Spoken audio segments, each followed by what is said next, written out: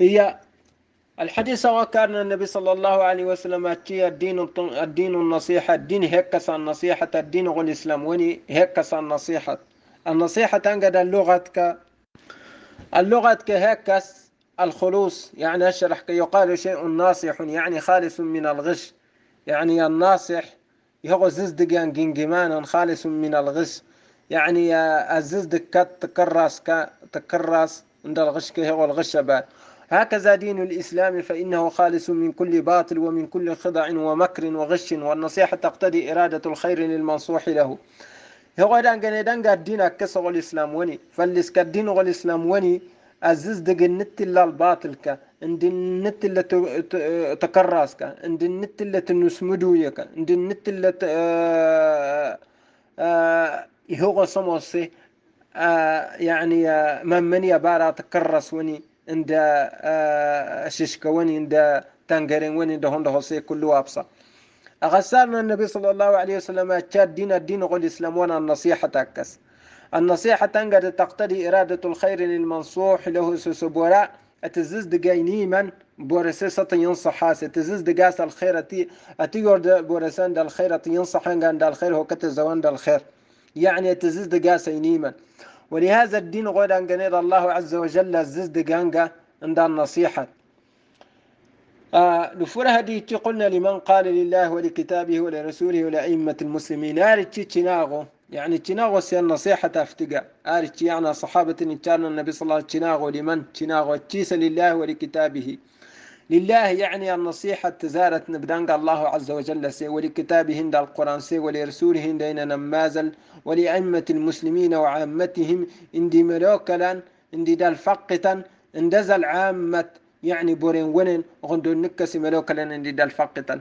إذا الفقتا يتشي الحديث غير إن الشرح تهندا أرت ينصح الله عز وجل ما تهندا أرت ززد قال نصيحة الله عز وجل سي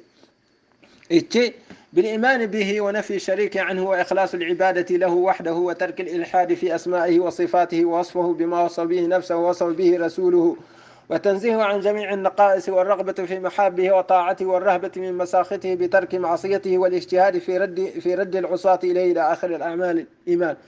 يعني الزلدقات نصيحة صلى الله عز وجل أن سبرت الزقزن عند الله عز وجل أم درجدنا بشرين دا شركة أين العبادة عند ست الزلدقاس العبادة وحده سبحانه وتعالى عند سبرت الدس الإلحاد أيمان كان دين تمولا يهو سيدة الدندس سبرا أتوصف الله عز وجل أن انتمولا عند سموس الزوكاتين يوصف عند إنجان دي عند سموس سين النبي محمد صلى الله عليه وسلم ووصف عند وتنزيه عن جميع النقائص عند سبورت الدرجة الله عز وجل بالنت اللي تمولا عند مغ النت اللي سموس كسفنز الله عز وجل به، والرغبة في محابه وطاعته عند سبورت الباغة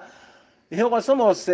أبصر برسول الله عز وجل عند الله عز وجل انتلت، والرهبة في مساخته عند برستها هم بر الله عز وجل هم برغو مصنط وني نسبرت الله عز وجل إن الهم ستاغر عند ست الدسين باكرتا عند ست يجتهد العبادة تنك عند سبرته الرساس سيركة النت اللي برسموس الصموس المزري الله عز وجل عند الله عز وجل إلى آخر من الأعمال الإيمان إلى يعني ما زال غندوليما ونن انت الكامك. هي لفور هذه دا الفقه تنتي ولكتابه تهند النصيحة بولت الزد قال نصيحة الله عز وجل أن دي كتابسي إن دي كتاب الذي هو القرآن أربيس القرآن يقول سيد هند بولت الزد قال الإيمان بأنه كلام الله غير مخلوق وأنه تنزيله مع الحرص على تلاوته حق تلاوته وتدبره وتعظيمه والعمل بما فيه والوقوف عند حدوده. بالنسبة الزقزن إن الله عز وجل أن يكتب القرآن ليلة وجهه يخلق وتنزيله هز بك مع الحرص على طاعته عند سبولة